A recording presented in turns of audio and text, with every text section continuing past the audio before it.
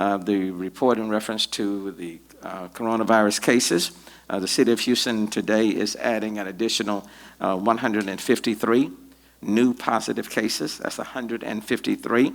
That brings our total case count to 4,913. And today we're adding one person who has died as a result of COVID-19. That brings our total count today to 101. So that's 101, and this is an Hispanic male in his 30s, an Hispanic male in his 30s with underlying medical conditions. Yesterday we had someone in between the ages of 10 and 19, the youngest in the city of Houston, and today a person who's died is in their 30s. This is a reminder, this is a reminder that this virus doesn't discriminate in terms of age, okay? Let me just say that one more time. This is a reminder that this virus does not discriminate in terms of age. So it doesn't matter whether you're young, in between, or maybe more senior. And this is a reminder that this virus is very much present. And if you didn't, and it has no respect of persons. It can be the person with no title, or it can be a person who happens to be a council member in the city of Houston. So again, I want to emphasize the importance of social distancing. I want to emphasize the importance of continuing to wear your mask and your face coverings. I want to emphasize all of that, and just be responsible. And if we do these things, then I think we can take the measured steps to open up, but we can do it in a very responsible way, because we do want to get people back to their jobs and to move forward. But in order to do that, you have to, and I'm going to encourage you in the strongest of terms, without just mandating it, but in the strongest, I can't mandate it anyway, but in the strongest of terms, please, please put on your mask or your face coverings. Please do that and engage in social distancing. And if you're going to be around people, other than when you're eating, because you can't eat with this on, but let me just say this. When you're eating, take the mask off. When your plate is empty, put the mask on, okay?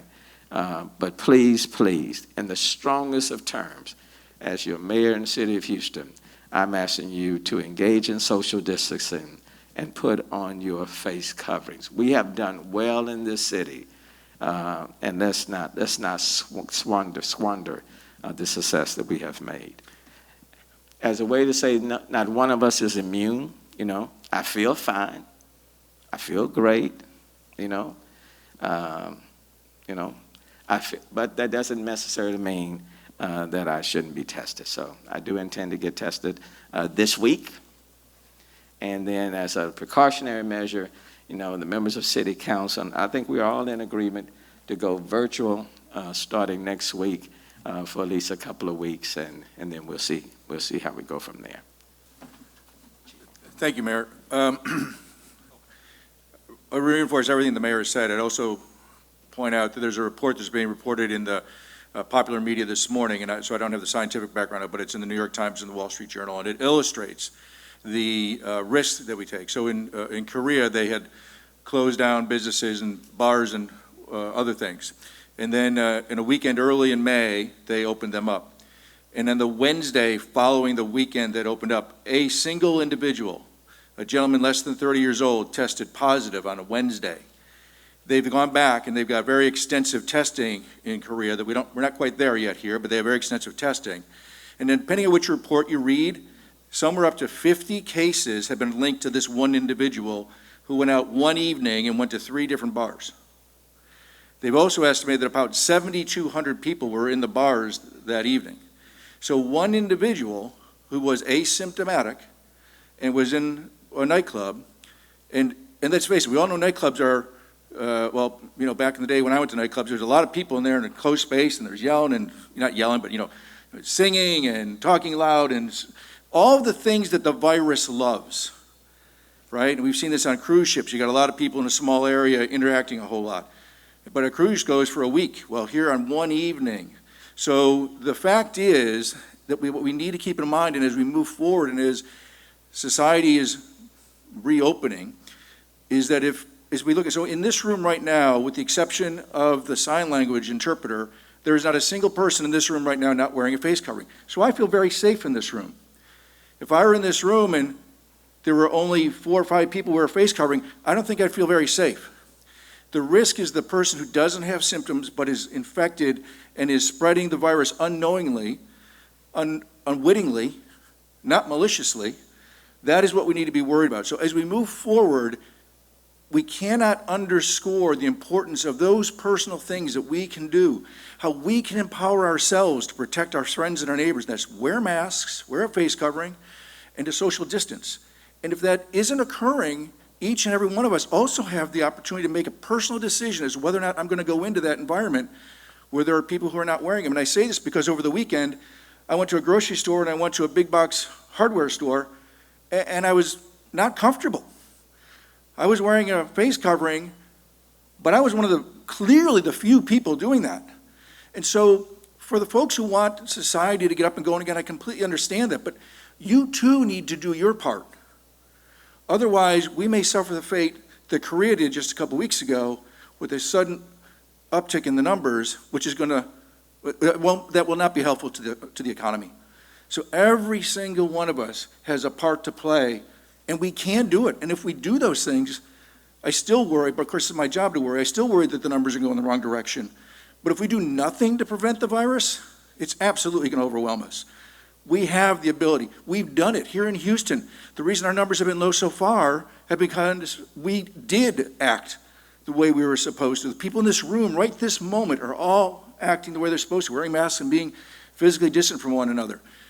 We need to do that outside of this room as well. Every Houstonian can contribute to the success of this community.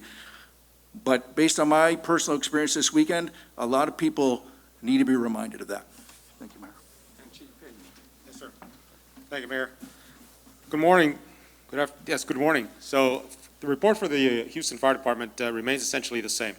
We have right now currently 38 firefighters in quarantine. A total of 41 have tested positive since this operation began. 36 of those have since returned. The rest of them are recuperating and recovering at home. We have continued our occupancy task force with a different approach now. We're available and we're responding to complaints, but we are there to provide information and education on proper physical distancing and meeting the intent of the governor's order. We're no longer issuing citations for that project, but we have maintained our occupancy task force. They will continue to be available to the community to ensure that businesses have a tool and an asset to assist them in meeting those safety intents, because it is important. And as we continue meeting the challenges of coronavirus, we're also in preparation now for the upcoming hurricane season. So our resources are being challenged, but we are meeting the demand, and we are preparing for the next anticipated issues that may come up. And like the mayor mentioned, even though hope is not a strategy, we do hope that it's a calm hurricane season, because these are challenging times. I think that's my report, Mayor. Thank you. As my mom would say, this too shall pass, and tomorrow will be better than today. But that won't take place until sometime later in 2021. Until then, let us kind of just plow through it. Okay? Thank you, Asa, very, very much.